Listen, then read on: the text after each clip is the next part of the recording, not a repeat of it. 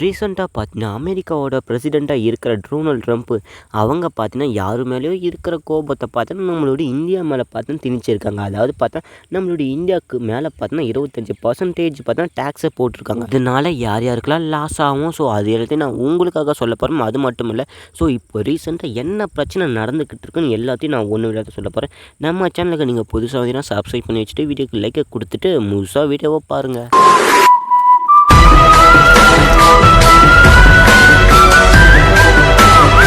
நீ எங்களுக்கு டேக்ஸ் போட்டால் நான் உங்களை சும்மா விட்டுன்றேன்னு சொல்கிற மாதிரி தான் நம்மளுடைய பிரசிடெண்ட்டாக இருக்கிற இந்தியாவோட பிரசிடெண்ட்டாக இருக்கிற நரேந்திர மோடி அவர்கள். ஸோ அவங்க பார்த்தீங்கன்னா பல விஷயங்களை பார்த்தீங்கன்னா ஷேர் பண்ணியிருக்காங்க. அது மட்டும் இல்லை, இதில் ரஷ்யாவும் இன்வால்வ் ஆகிருக்கு. அதோட பிரசிடெண்ட்டாக இருக்கிற புடின் அவங்க கூட இன்வால்வ் ஆகிருக்காங்க. ஸோ அதாவது இப்போ என்ன நடந்துக்கிட்டு இருக்குன்னு நம்ம பார்த்தீங்கன்னா நம்மளோட இந்தியா பார்த்தீங்கன்னா ரஷ்யா கிட்ட பார்த்தீங்கன்னா எண்ணெய் இதை பார்த்தீங்கன்னா வாங்கிக்கிட்டு இருக்காங்க. அதாவது பார்த்தீங்கன்னா இறக்குமதி பண்ணிக்கிட்டு இருக்காங்க. ஸோ இதனால் பார்த்தீங்கன்னா அமெரிக்கா வெறுப்பாகி நம்ம மேலே பார்த்தீங்கன்னா 25% டேக்ஸாக போட்டுருக்காங்க. டொனால்ட் ட்ரம்ப் அவங்களுக்கும் ரஷ்யாவோட அதிபராக இருக்கிற புடின் அவங்களுக்கும் பார்த்தீங்கன்னா என்ன பிரச்சனைன்னு தெரியல. ஸோ அதனால் நம்ம மேலே பார்த்தீங்கன்னா 25% டேக்ஸ் போகிறதுல என்னடா நான் பார்த்தீங்கன்னா ஒரு பக்கத்தில் பேச ஆரம்பிச்சிட்டாங்க. என்னையா ட்ரம்ப் இப்படி பண்ணிட்டேன்னு சொல்கிற மாதிரி இந்தியாவோட வெளியுறவுத்துறை அறிக்கை பார்த்தீங்கன்னா ஒன்று வெளியிட்டு இருக்காங்க. அதில் என்ன இருக்குன்னு பார்க்கலாமா? ரீசெண்டாக பார்த்தீங்கன்னா உக்ரைன் போரில் பார்த்தீங்கன்னா தொடக்கத்துக்கு ரஷ்யாவில் இருந்து எண்ணெயை பார்த்தீங்கன்னா இருக்கும்போது நம்மளுடைய இந்தியாவுக்கு பார்த்தீங்கன்னா செஞ்சுருக்காங்க. ஸோ அதனால் என்னென்னா இந்தியாவும் அமெரிக்காவும் ஐரோப்பிய ஒன்றியமும் டார்கெட் செஞ்சு வரதா பார்த்தீங்கன்னா பேசிக்கிட்டு வராரு டொனால்ட் ட்ரம்ப். இந்த போர் நடந்ததால் பார்த்தீங்கன்னா இது முடிஞ்சதுக்கப்புறம் பார்த்தீங்கன்னா பாரம்பரியமாக பார்த்தீங்கன்னா நம்ம எப்பயுமே ஐரோப்பா கிட்ட தான் பார்த்தீங்கன்னா எண்ணெயை வாங்கிக்கிட்டு இருப்போம்.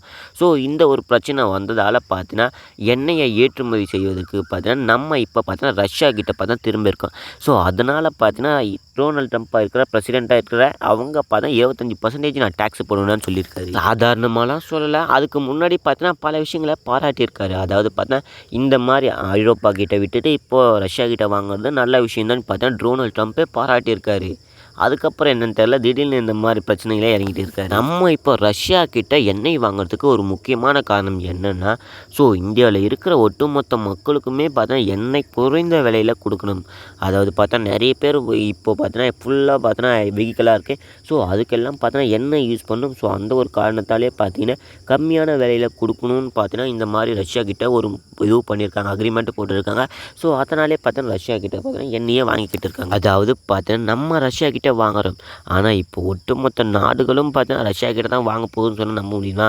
ஸோ நம்மளை விமர்சனம் பண்ணிக்கிட்டு இருந்த நாடுகள் எல்லாரும் பார்த்தீங்கன்னா இப்போ ரஷ்யா கிட்ட கையேந்தி நிற்கிறாங்க. இப்போ ஐரோப்பா என்ன பண்ணிக்கிட்டு இருக்கு, கிட்டத்தட்ட பார்த்தீங்கன்னா 2024 ஆண்டு பார்த்தீங்கன்னா ரஷ்யாவும் ஐரோப்பாவும் பார்த்தீங்கன்னா எக்ஸ்சேஞ்ச் பண்ணிடுறாங்க. அதாவது பார்த்தீங்கன்னா 67.5 பில்லியன் யூரோ மதிப்புள்ள பொருட்களை 17.2 பில்லியன் யூரோ மதிப்புள்ள சேவை, அதாவது பார்த்தீங்கன்னா வேலைக்காக பார்த்தீங்கன்னா செஞ்சு வந்துக்கிட்டு இருக்காங்க. இதில் பார்த்தீங்கன்னா நம்மளுடைய இந்தியாவும் ரஷ்யாவும் செய்கிற மதிப்பை விட இது பார்த்தா எக்கச்சக்கமாக போய்கிட்டு. நம்மளை விமர்சனம் பண்ண ஐரோப்பியாவை பார்த்தீங்கன்னா இப்போ ரஷ்யா கிட்ட கையேந்து நிற்கிறாங்கன்னு நான் முன்னாடி சொல்லியிருப்பேன்.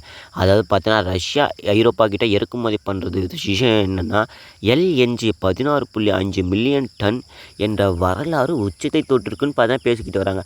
இதுக்கு முன்னாடி பார்த்தீங்கன்னா 2022 விட இந்த ஆண்டை விட பார்த்தா மிக அதிகமாக போய்கிட்டு இருக்குன்னு பார்த்தா பேசுகிறாங்க. ஐரோப்பா ரஷ்யா கிட்ட எரிசக்தி மட்டும் வாங்கிறதுக்கு இல்லையா பல விஷயங்களை பார்த்தா வாங்கிக்கிட்டு வராங்களாம். அதுக்கு பார்த்தீங்கன்னா எக்ஸாம்பிளாக பார்த்தீங்கன்னா உரம், கனிம பொருட்கள், ரசாயனங்கள், இரும்பு, ஸ்டீல், இயந்திரங்கள், போக்குவரத்து சாதனங்கள், இந்த மாதிரி பல விஷயங்களை பார்த்தீங்கன்னா ஐரோப்பா ரஷ்யா கிட்ட கையேந்தி வாங்கிக்கிட்டு வராங்க. அமெரிக்காவுக்கும் ரஷ்யாவுக்கும் என்ன வணிகம் இப்போ நடந்துக்கிட்டு இருக்கு, எதனால் அவங்களுக்கு இப்போ பிரச்சனை வந்திருக்குன்னு நான் அவங்களுக்கு சொல்கிறேன். என்ன கொள்முதல் பண்ணுறாங்கன்னா அணுசக்தி தொழிற்சாலைக்காக ரஷ்யாவிடம் இருந்து பார்த்தா யூரேனியம் ஹெலிகாப்டரை பார்த்தா அமெரிக்கா இப்போ இறக்குமதி பண்ணிக்கிட்டு வரதா பார்த்தா சொல்கிறாங்க. இது மட்டும் தானே கேட்டிங்கன்னா அதுதான் இல்லை, இன்னும் பல விஷயங்களை பார்த்தா எடுத்துகிட்டு வராங்க. அதாவது பார்த்தீங்கன்னா எலக்ட்ரிக் வாகனங்கள் சந்தைக்கு வரதுக்கு முன்னாடியே பார்த்தீங்கன்னா பல்லேடியம் இந்த ஒரு உரங்களை பார்த்தீங்கன்னா வாங்கிக்கிட்டு வராங்க.